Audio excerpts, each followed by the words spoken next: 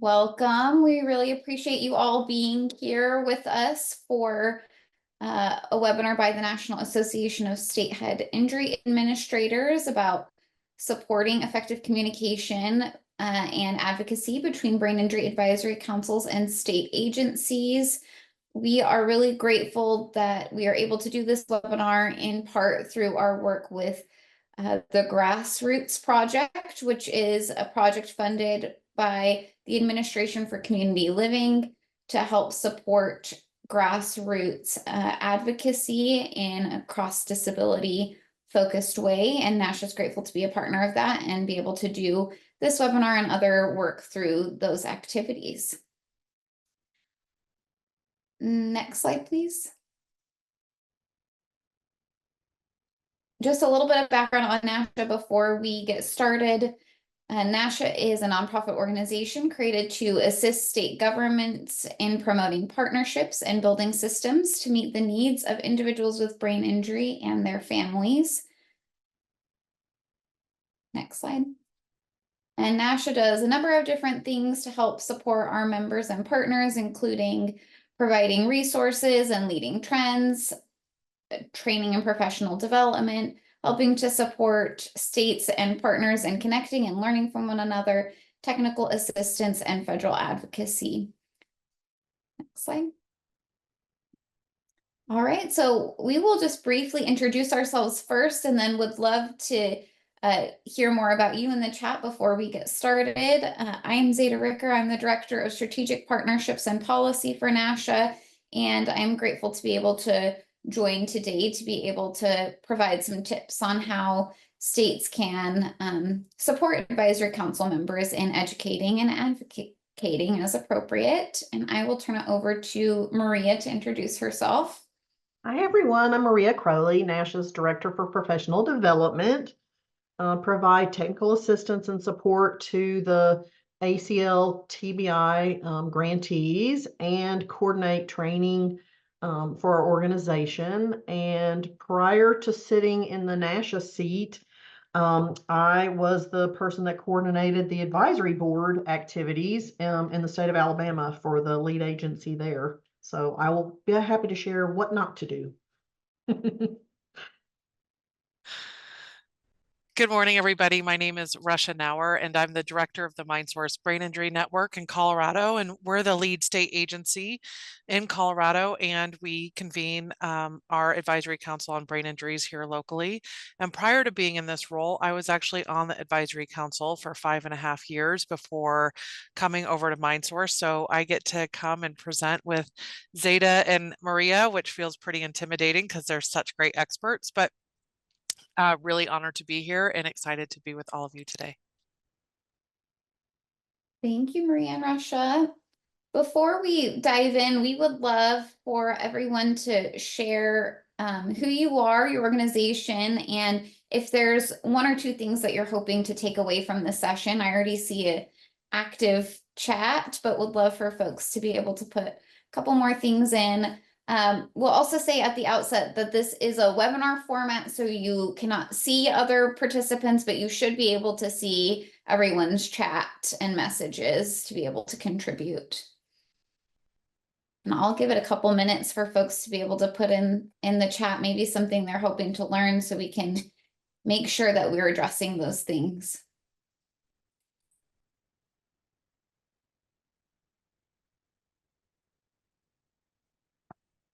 Hello, everyone. We have a great group. I'm looking forward to seeing you all in Eugene as well. I saw a couple of notes about that.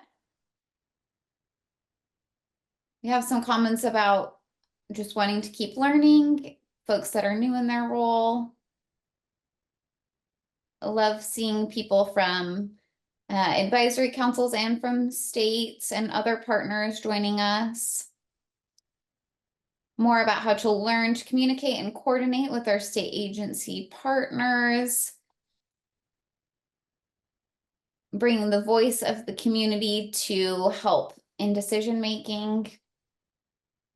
This is wonderful. We really appreciate it. And feel free to keep chiming in the chat, and we'll make sure that we do our best to address these things. Next slide. I just wanted to kick things off to really set the foundation and provide an overview of the kind of goals and overarching ideas that we are hoping to chat about today, to really set the foundation for our work in helping to ensure that people with lived experiences voices are recognized. As you all know, in the Administration for Community Living funding opportunity announcement in 2016, they highlight that the inclusion of survivor voices at all levels of decision making is a core value of ACL, and TBI state advisory boards must include a significant number of survivors. And that is a goal of the brain injury advisory councils. And when they say survivors, they are talking about with lived experience of brain injury. But we do know that there are caregivers, family members, and others that are very important and encourage those participation on advisory councils as well. And wanted to really highlight this as a key tenet of ACL's goals to help ensure that people with lived experiences voices are recognized. Next slide. And this is because people with lived experience voices matter a lot, and they help to ensure that there is firsthand knowledge that is recognized of the challenges and needs faced by individuals with brain injury. Their input ensures that the policies and programs align with the actual needs of the population they are intended to serve. I can speak from my time working on Capitol Hill. Oftentimes, we would try to create policies without having the input of people with lived experience or expertise, and that doesn't always go so well. You want to make sure that you're listening to the folks who will actually benefit from the programs and make sure that it's serving folks appropriately. It can also help to ensure that there's improved service delivery, and those individuals, when they are able to help shape the design and implementation of different activities, can contribute to more effective and person-centered supports for folks. Brain Injury Advisory Council serve as a vital bridge between lived experience of people with brain injury and the state agencies that shape policy and resource allocation, and they are essential in educating state agencies and legislators about the complexities of brain injury and the specific needs of the population. And so I think we wanted to lay this out to really highlight how valuable we feel it is that people with lived experience are part of these conversations, and we'll turn now to talk about some of the tips to help be able to do that. We also are so grateful for our many state members and partners who we know care very deeply about doing this. And so really share this as a way to encourage you to keep going and provide you some strategies to be able to do it well. So I'm going to turn it over to Maria to dive in. Perfect. And, as I was thinking through this, the ACL mantra about nothing about us without us is in my head. And that's a good thing because, that's really kind of at the crux of this, is to make sure that, that is how you're approaching what you're doing with your council. The spirit of that is really to create an equal partnership. So there's collaboration and growth, but the environment for that has to be right. You have to make people feel that they are an equal part of the planning and the guidance and the activities and all the things that go into, having a solid advisory council.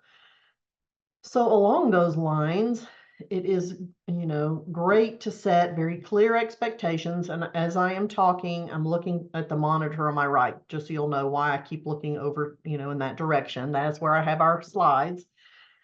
It's important to have some clear expectations when you think about recruiting for your advisory council. You want to be sure that you're ensuring full participation from everyone, all advisory council members, to really help develop the strategies, because at the end of the day, it is about improving the outcomes of individuals with brain injury and the supports there. So who better to ask than some of the people that have either previously or currently receiving some of those supports. Their voice is the most important. It does go well beyond what the Administration for Community Living has set forth with the Traumatic Brain Injury State Partnership Program grants. This is something that states have been focused on for a very long time. I can say that from personal experience. And later, I'm going to share some resources with you that sort of prove that out, as far back as 2006, 2008, when we started creating some tools that really dig into what is full participation? What does that look like? So that's still a good resource today. It's been updated a couple of times since, and I am happy to give you that information because I think it's still a nice tool for guiding what that means. Your advisory council sets the stage for your state by engaging council members and community partners. And I think one of the questions that's asked in the full participation guide is, have you had systems change that has been enhanced by full participation with your advisory council? If you haven't, you should have that. And I think that's a nice goal to really shoot for. Are those members able to help you enhance the work that you're doing? Because if not, something needs to change. Russia? Thanks, Maria. To that end, about making sure that we have full participation, one of the things that we found is really important is to make sure that we have a real diverse array of advisory council members. So in order to make sure that you have that diversity represented across the board, it's super important to make sure that you're tracking who is on your council and who isn't. Because when you have it very clearly outlined for you in black and white, we keep a spreadsheet so we know who's on our council, who has lived experience, who doesn't have lived experience, what part of the state are they from. Geographic representation is super important, because at least in Colorado, a lot of our resources and our communities, our population is on the front range of the state, but we have a huge, gigantic, diverse state, and so we want to make sure geographically we are represented across the board. So one of the things that we track is geographic representation, but we also look at different organizations, who's at the table, and then it allows us to see who is missing. The other thing is when you are going into the recruitment phase, you want to make it so clear about who are you looking for, when it comes to who do you want at the table, what voices are missing, and create very clear marketing materials that make that message understandable, and make sure that the marketing materials that you create are shareable. Make them inviting, make it exciting for people to not only want to participate, but want to share it with their networks and share it with people that they think would be a really good fit. So as you are creating those marketing materials, make it really obvious what will be expected of people when they do participate on the council. And as a part of that, I think it's also important to make it really clear, if you can't participate as a council member, we still want you at the table. In Colorado, we have legislation, and I'm sure that most states have something similar called, we call it the Sunshine Law, but it's an open meeting law. And all of our meetings have to be open to the public. And so while we went through our recruiting, last round of recruiting, we do it annually for new members for our advisory council. One of the things that we shared was, if you can't be on the council, we still want you at the table. Our goal is that we're going to build a bigger table so we have a good array of voices. And we use that marketing material and that marketing window as an opportunity to get more people to participate as members of the public as well.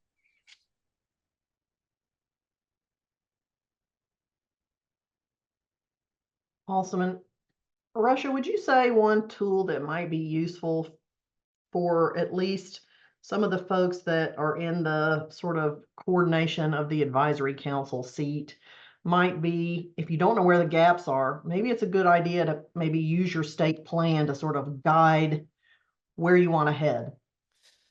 Yeah, Maria, that's a great question. So we do a couple of things. We, of course, have our ACL outline that says, here are the people that you have to have on your council. And then our council said, this is who is missing. So we had a couple of meetings where we looked around the table at each other. And this is when I was on the council, and we said, here are the agencies that people who have an injury to the brain intersect with and work with a lot, and they're not mandated to be on this council, but we want them here. So that was the first step that we took. And that's a meeting that we actually, in a decision item that we revisit every few years. So we have those additional members as required members in our bylaws for council representation. We also have a bylaw requirement that 50% of our members need to be people with lived experience. And that was really tough for us to get to within the number of people that we had on our council. So then we had a decision item and increased the number of people who are on our council so that we could make sure that we had 50% of people with lived experience. And we define people with lived experience as people who have an injury to the brain. So they might have a family member who has a brain injury or a close friend. That's fantastic. We want them there, but they don't qualify as being somebody with lived experience. And so we increased our council membership so that we have 50% of people with lived experience, and then all of the required additional agency members. One of the things that we do is we track it. We have a spreadsheet, like I said, and we make sure that we track all of our metrics. In Colorado, we're really fine-tuned in our attention to making sure that we have geographic representation. And with that geographic representation also comes diversity from a bunch of other different frames of reference, but that seems to be like the one hook that gets everybody to the table. Those are a couple of the things that we do, Maria. I think a good old Google Sheet is one of your best tools, and being able to look at it objectively without being able to track it. And before we did that, I would look around the table and say, well, I think this is who we're missing, but I'm not sure. Tracking it brings you that objectivity to be able to say, it's very clear, this is exactly who we're missing. So during our last round of recruitment, we were very clear about we're missing people from rural and frontier areas across the state. And that's who we specifically marketed our outreach to. And now we have diversity from across the state rather than mostly in the Denver metro area. So it made a huge difference for us. I love that. And I had an old boss that used to say all the time, what doesn't get measured doesn't get done. I think having it that way really forces you to look at it, with some It consistency. does. I love that. Yeah. So as you've heard, Russia say, recruitment is sort of that first step to taking a look at, kind of where you are and where you want to head. Recruitment certainly needs to include a lot of familiarity about what the best practices are related to board composition, what effective outreach looks like, and how to vet potential and new members. So let's kind of dig into some of that as we go. Board composition really, is all about who's at your table. I like the idea of thinking about not limiting the seats at your table, making a bigger table if you need to. Does your board reflect the community you're serving, or does it reflect who you want to serve? Thinking proactively, what's coming down the pike that you need to be paying attention to. Does your board reflect the composition of your state? You heard Russia talk about some of these particular areas and thinking about composition. Maybe to add to that list, what about age? Are you taking a look at people sort of across the lifespan and what composition, should be? What about sexual orientation and making sure that people are at the table that are reflective of your state in that way? Something that's come up recently with some discussions that Judy Detmer and I have been having with the Technical Assistance Center are around this advisory board composition. And one of the things we've talked about is making sure you have individuals of lived experience that reflect brain injury severity across all the different pieces of that, even for people who have disorders of consciousness. And type of brain injury. If you're a state that serves traumatic brain injury and non-traumatic brain injury, are you getting input from all of those pieces? It's a lot to think about. I know it can be overwhelming, but it's important to make sure that your board reflects all those different components. And of course, sometimes that has to fit within the confines of any legislative requirements. If your board is in statute, that can present some additional challenges. Are there some creative workarounds, if there are, to make sure that you have what you need beyond what that legislation looks like? And grant requirements. And one thing I might add, as you're looking at maybe who you want to serve, many of you do a needs assessment annually or every few years. That's another good tool to use to see where those gaps are and who needs to be at the table. Okay, outreach is that next piece. And, you know, this is where you need to be thinking about, as Russia mentioned, what the gaps are and what your plan is to fill those gaps. It's also very important to think about when you're doing outreach, it's not just about you, it's about all the other members of your advisory board. How can other people help you to do outreach and effective recruitment so that you're getting some outreach that is also reflective of your current members? I think that's another reason why it's so important to pay attention to how you vet your members. That's an expectation you could set for, you know, future advisory council members. It is also incredibly important to have a message that talks about the importance of what the work is with your advisory council and, you know, what your expectations are related to that work. If you are looking specifically to enhance the diversity or your outreach related to ethnicity, pay attention to other organizations or entities that can help you provide some guidance for you to do that in an effective way. So it doesn't just come across as something that you're doing because you're checking a box. One of the things that came up in some discussion we had yesterday, and some of you that are participating today were a part of that discussion, is if you're going to be genuine about seeking diversity, go where people are, you know, go to events that they are participating in, fairs or festivals or other activities where you're going to find people that are in that niche, because otherwise you may be missing them. And then just to talk a little bit more about the vetting process and protocol, have something already, you know, structured that helps you and your board nominate potential members.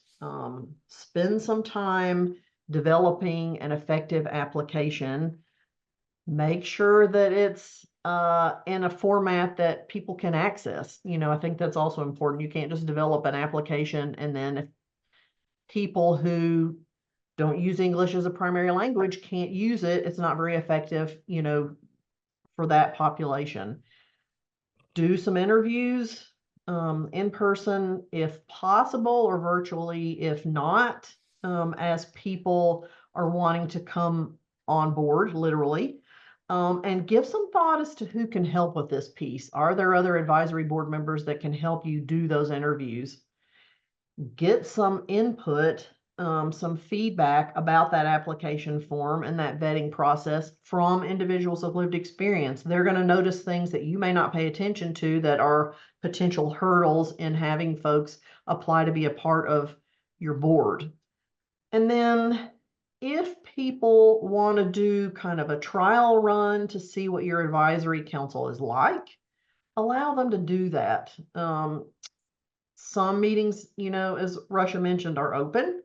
Other meetings may not be, but invite them to come to a meeting so they can see what the work is like and how passionate the people are that are at the table and talking about the work and fulfilling some of the goals of the work.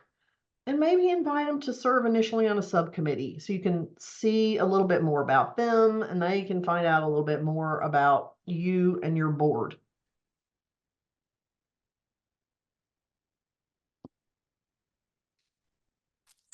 Thanks, Maria. I want to go back to a comment that's in chat that I wish I had seen while I was presenting, and George, you put it in while I was talking.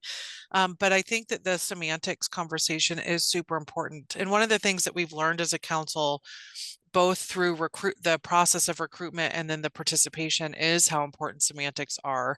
In Colorado, when our advisory council started, it was on the heels of some legislative change where MindSource went from being able to use money raised through the Brain Injury Trust Fund to serve people with all acquired brain injuries. And I think that that's important. And we did a lot of work as a council reorganizing and reorienting our language to brain injuries in general. Because to your point, yes, regardless of how somebody gets a brain injury, it is often a traumatic experience. The misnomer about traumatic versus non-traumatic injuries can leave some people, or the language around traumatic versus non-traumatic injuries can leave some people feeling left behind. And so I think that's such a great point, and it is really important work for councils to do. And it's not just about that language. We find that language is so important, and when that comes up, it's worth being able to carve some time out and agendas to be able to talk through what really matches our community's needs. So to that, let's talk a little bit about communicating expectations, talking about how language matters. So do communications that go out to everybody. When it comes to communicating expectations, especially during the recruitment phase, I've always found that it's really helpful to make sure that people understand what the time commitments are. And we actually built that into our application phase. So we used Google Forms for an application. It tends to be really user-friendly and accessible. One of the things that we asked in the application was, this is how frequent our meetings are. Can you make that work and commit to attending those meetings and that carving that time out of your schedule? So people knew right up front. We also want to make sure during the recruitment and the interview phase that people know what to expect from us as a program. So as we're here to support your council and you as a member on that council, here's what you'll get from MindSource. And we also are really clear about what we're trying to create. So we let people know, here are our goals as a council. Here's what we're really focused on in Colorado, and here's what we think the next few years will look like.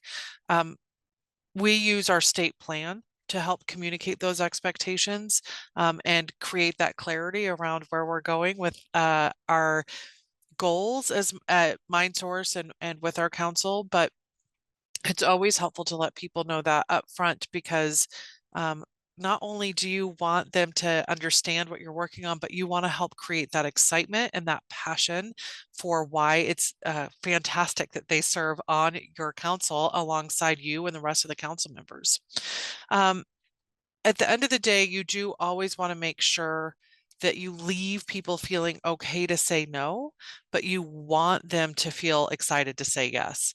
So that's kind of a tough needle to thread, I think, but I do think it's wildly important.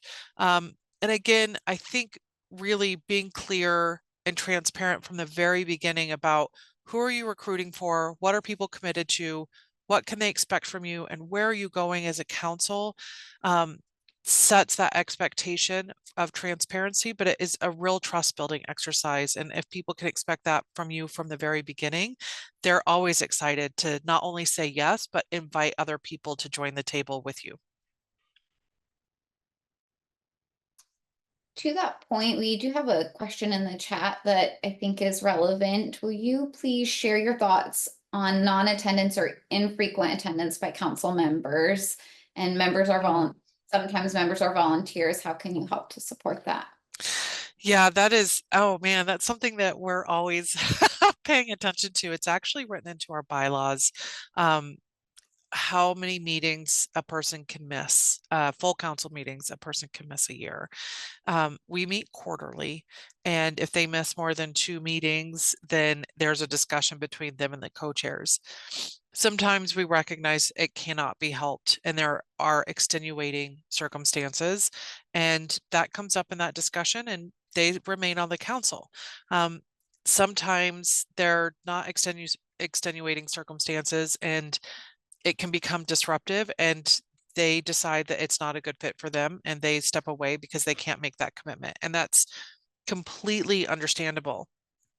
But that's part of the reason that we're working so hard right now as a council to make those expectations really clear from the beginning, and had people indicate on their application that they can commit to the attendance schedule so that they know from the very beginning what they're signing up for.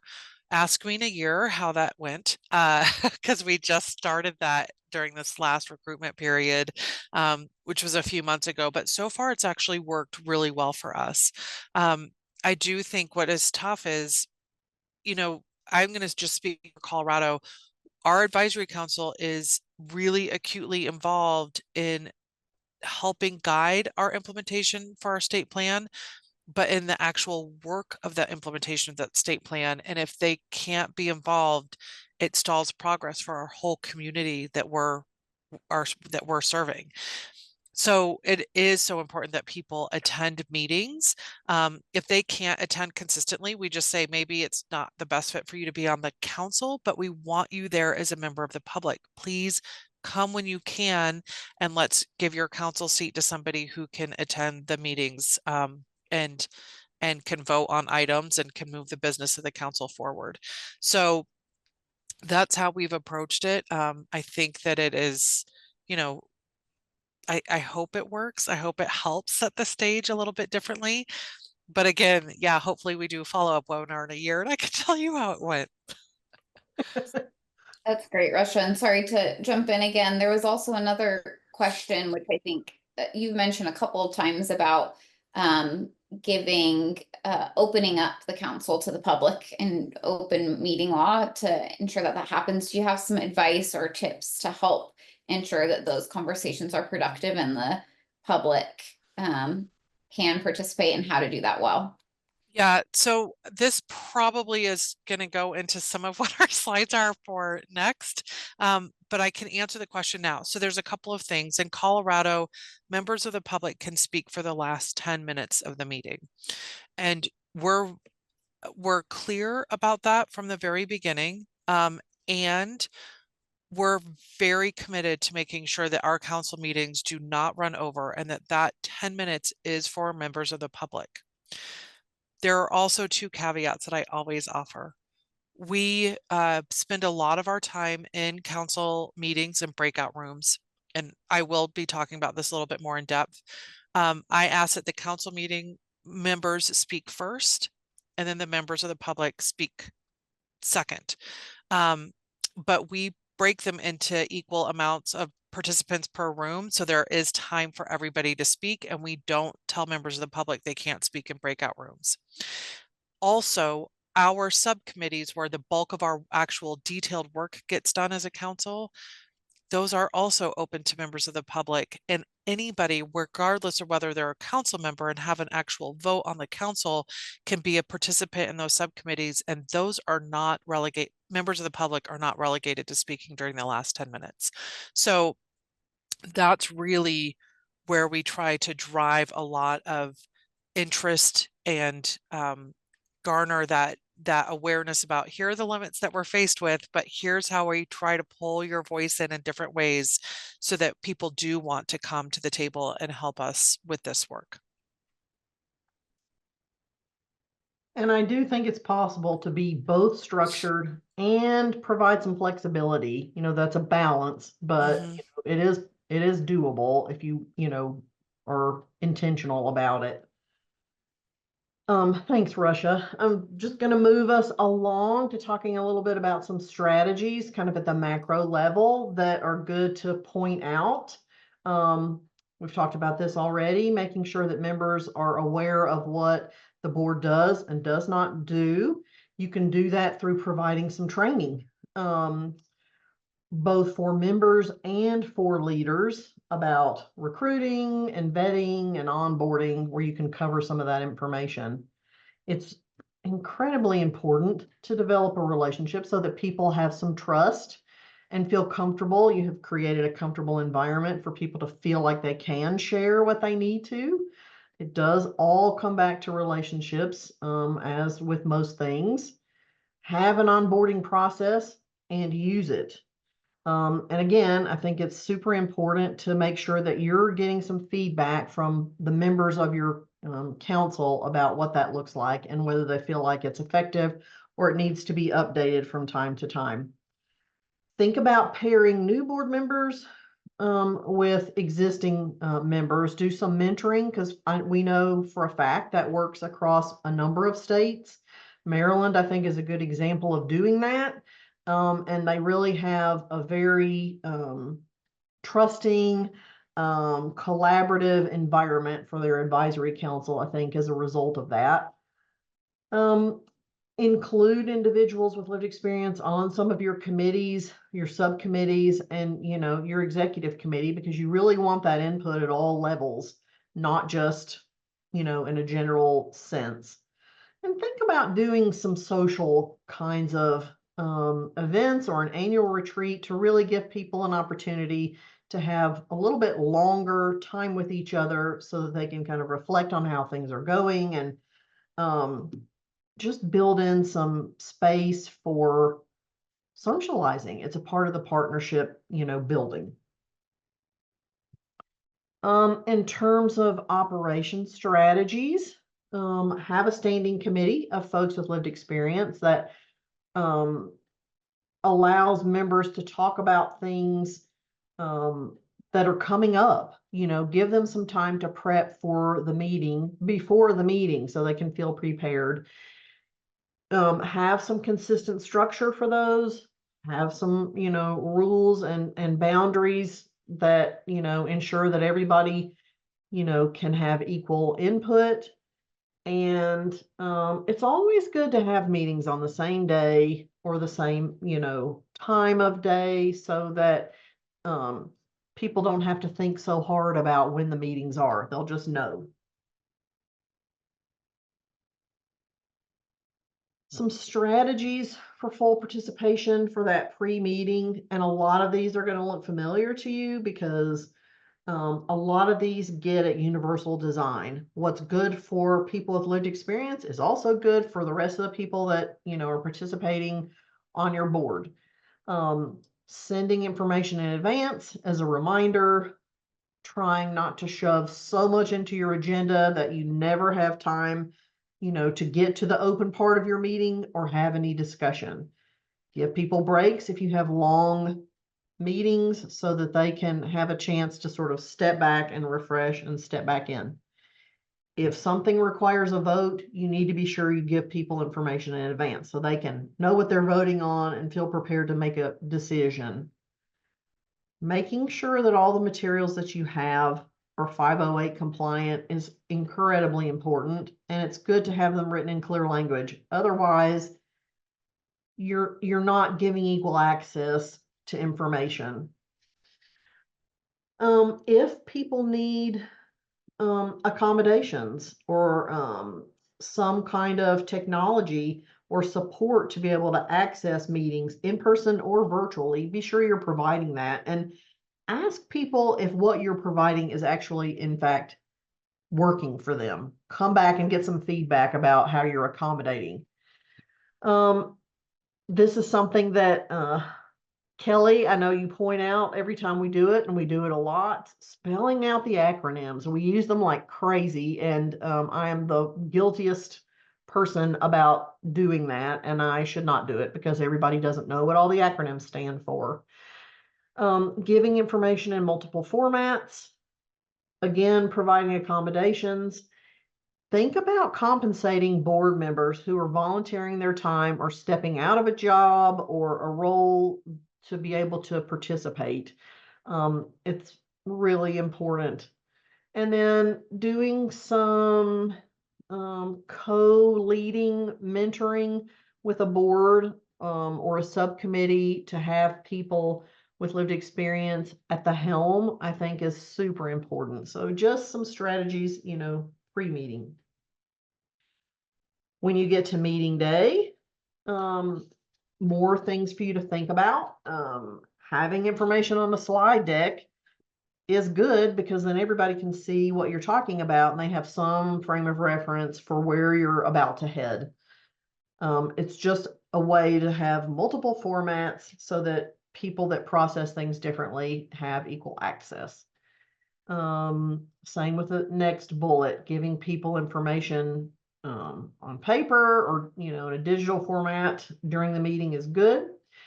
If you are talking about something that's already come up, don't assume everybody was participating at that point in time. Do a refresh or a summary about what that is so people can feel like, they know what you're talking about. Give people enough time to be able to participate and make sure that you're making people feel valued as they do that. Everybody doesn't like talking in a big group. That's something I don't mind, but I know other people do. Give everybody an opportunity to be able to communicate in a way that they feel the most comfortable. So if you have to have smaller groups, that's okay.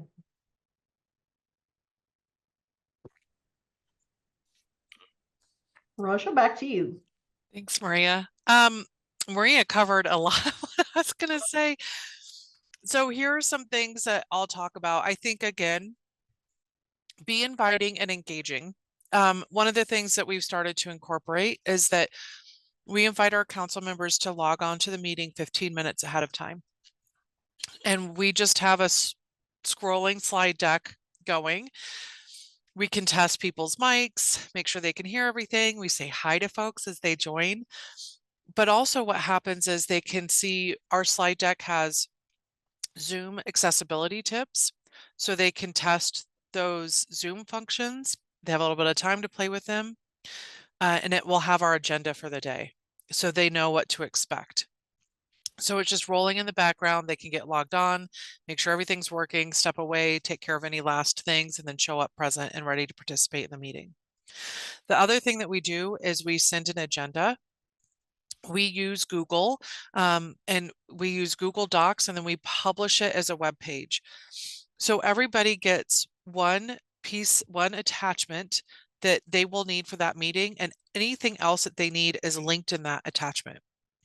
So they can review it ahead of time. So if we use a slide deck, it's linked in the agenda and they can just revisit everything from that one place. Another thing that we've started doing is, and we point this out to council members in an email that we send with the agenda attached, like all the meeting prep stuff. We put everything that they might want to think about before the meeting in purple font and bolded italics. So like, here's what to think about. And that's really to help. I mean, if you have an injury to the brain, and which I have one, your processing speed is slower. And for me, I really appreciate having that heads up and that soak time.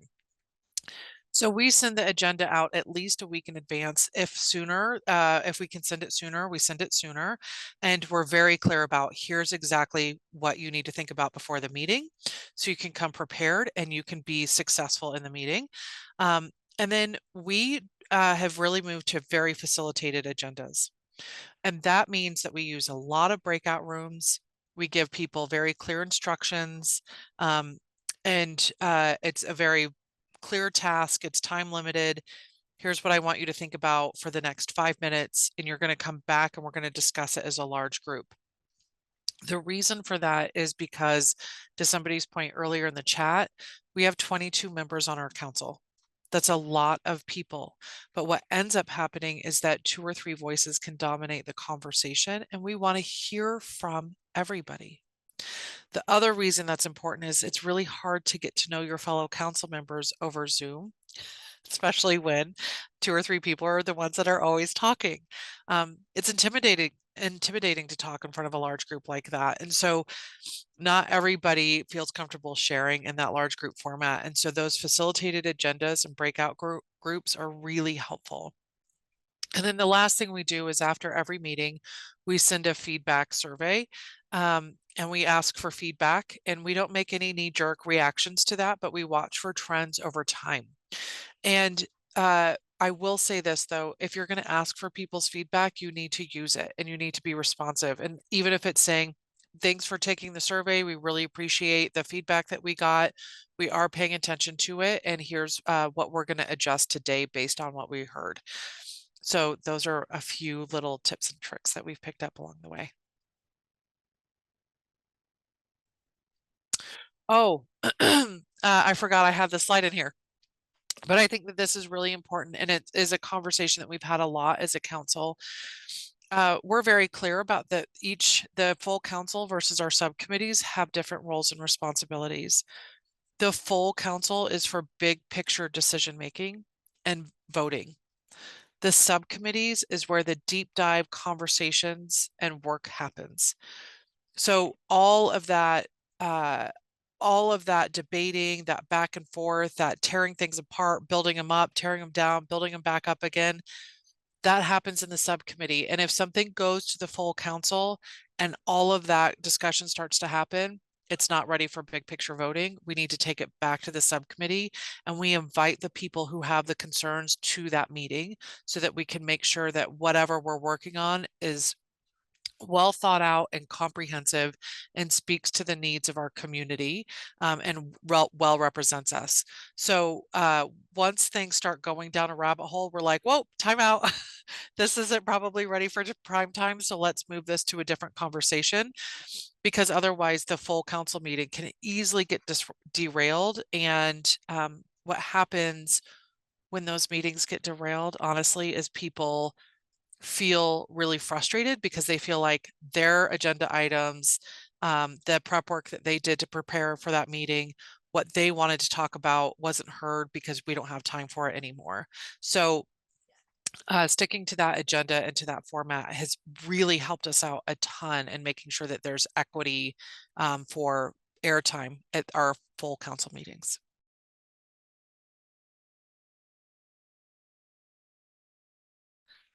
So one of the things that was asked of me to bring forward was about how do we get state leadership and buy-in when it comes to supporting councils and supporting the work that we're doing through our council and through our state plan on brain injury. And I have the briefest of examples, but prior to working at MindSource, I told you guys I was on the advisory council. I spent 20 years working in the criminal justice system. And one of the things that we learned when it came to garnering buy-in for brain injury screening and providing strategies and support for people who are involved in the legal system and have an injury to the brain was learning to speak the language of the system that we were talking to. Now, very easy for me because I already worked in that system, but I had to really work with my stakeholders and partners in the brain injury world in order to make sure that we were all on the same page. But I think at the end of the day, it's about understanding for your state leadership, what are their goals and objectives and challenges? What are they working on? And recognizing they have a million different competing priorities. So how will what you're working on as a council help them achieve their goals and objectives? How will what you're working on make what they're doing easier, make it more impactful, make it more effective, and learn to speak their language? And it's such an easier road to hoe for sure. So that's my quick, like 30-second bit about this. Thank you. I am loving the chat comments in the chat and sharing with one another. And so before we move on, I just wanted to ask one question that I saw in the chat that's relevant to what Russia was sharing. Well, first I want to share one comment was another way to make sure that attendees are able to participate is to allow meeting attendees to email comments and suggestions after the meeting if they're not comfortable speaking during the meeting. I think that's a great suggestion. And then there was a question about helping to ensure that non-lived experience agency representatives are engaged. So for example, the mandated members of the state's council or other state agencies, those types of folks. Oh, yeah, what a great, yeah, that's a great point. I think for us, it's about the pre-work. It comes from the onboarding session, it comes from the interview, it comes there, and really talking to them about, oh, we're so glad that you're at the table. This is why you're a mandated member, and this is what we know about brain injuries in the community that you serve, and why ACL or the advisory council wants you specifically here. And it's about the same thing with that state leadership buy-in. It's about talking their language and making brain injuries so prescient and forward facing for them so that they understand why they are a mandated member at your council. And if it's, you know, whatever you need to do to make sure that they understand how important that is, it comes, I think, outside the council meetings for sure. It's about that relationship building and helping understand what they're working on and how what you're doing as a council can make their agency goals more likely to be a thing that comes to fruition. Thank you, Russia. Okay, next slide. So all of the activities that have been described so far are essential to ensure that states listen to the advisory role of Brain Injury Advisory Council members and really have strong developed relationships. And then these relationships can be leveraged to do more. You have so much broader reach outside of even the advisory council to the state brain injury program. And so we want to just spend a couple of minutes talking about the role that states have to empower advisory council members to educate. So next slide, please. So as I said, brain injury advisory councils are meant to help support the brain injury program, but can also be used to help educate other state agencies, maybe the governor directly, the legislature, and it's a very important role. And states can help to ensure that advisory council members are able to do this. Next slide. We do know that there are some advocacy limitations. There are certainly advocacy limitations for states, and there may be for brain injury advisory councils as well. We talked a little bit in our last session about some of the ways that brain injury advisory councils can still advocate or educate. And even in these situations, brain injury advisory council members really play a great role in helping to educate. And when the advisory board partners well with the state program in a coordinated and strategic way, it can be really beneficial to helping make changes in policy and more broadly. And so we really want to empower states to think about it in that way, that you can be working together as a team to move forward your collective goals. Next slide. Here's a few ways that we think that states can help to really do this and support advisory council members to educate. We know that data is a challenge across states, but if a state does have data and have access to it, presenting that to advisory council members to be able to utilize in their education and advocacy is incredibly important. Really, where I've seen change at in policy is when there's a combination of lived experience and data to really paint a picture and share a story. Helping to guide individuals with lived experience in translating their needs into actionable policy aligned with either your state needs assessments or action plans. We did at the beginning of the Grassroots Project, we spent some time conducting a focus group, and one of the things that really stuck out to me that folks with lived experience shared were that they felt like states could do more to offer training and resources on what current policies are, making sure advisory council members really understand the proposed policy solutions and the impact it would have on implementation, so that state advisory council members can then move that forward and really understand it. States can help ensure that there's collaboration, create opportunities for individuals with lived experience to maybe perhaps if there's an opportunity to talk to another state agency, make sure people with lived experience are able to present their views. And another thing we heard during that focus group was that supporting individuals to share their stories through something as simple as encouragement can let them know that their experience is the information they have and can share. Sometimes they just need to hear that you want to hear their voice, you want their perspective, and to please share. Next slide, please. So to close, I think I just wanted to really highlight that when the state agency and the advisory council works together, it can really improve systems of care. The state agency might have some of the policy expertise, a practical understanding of how policies are made, all of the various things that go into state government, the kind of technical details of the law.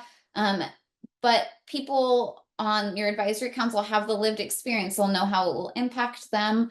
And they have a little bit more opportunity to educate legislators and other state agencies. And when you partner together, you can change policy and move forward to have improved systems of care for people with brain injury. And with that, we can look to see if there's some more questions in the chat or Q&A. We are really grateful for you all being here. In the final kind of 2 minutes, we, I think, want to share our gratitude for being here. And again, a reminder that we really share this because we know how our states want to be able to do this work well, and hopefully some of these resources can help empower you to do that.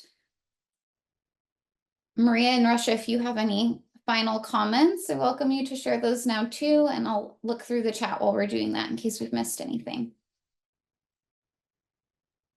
Maybe just to say, advisory councils are always a work in progress. There's always, there are always things you can do to improve the structure, the process, the input, just always be, taking a look at ways you can do that. That's like Maria took the words right out of my mouth. Feel free to be flexible. You have to be like Gumby and know that as your council changes and what you're working on changes, that we have to adjust around that as well. And so it's never an indication of whether you're doing a good job or not. It's just really about the needs of the council change over time. And if anybody wants to see an example of like the agenda where I link everything or any my accessibility slides that we use or anything like that, please feel free to reach out. I'm happy to share anything that we've done or talk further. It is constantly a work in progress and I have a lot to learn myself. And so if you have any tips and tricks to share with me, please send those my way as well. Thank you. Thank you, Russia, for joining Maria and I today. We really appreciate your expertise and experience in the state. We will be sending slides and follow up and this was also recorded. Also want to flag, we mentioned it in the comments, we have our conference coming up in just about a month in Eugene, Oregon. And if you're not already planning to be there, would love to see you there. With that, I think we can say goodbye. Thank you so much. We appreciate it. Thank you.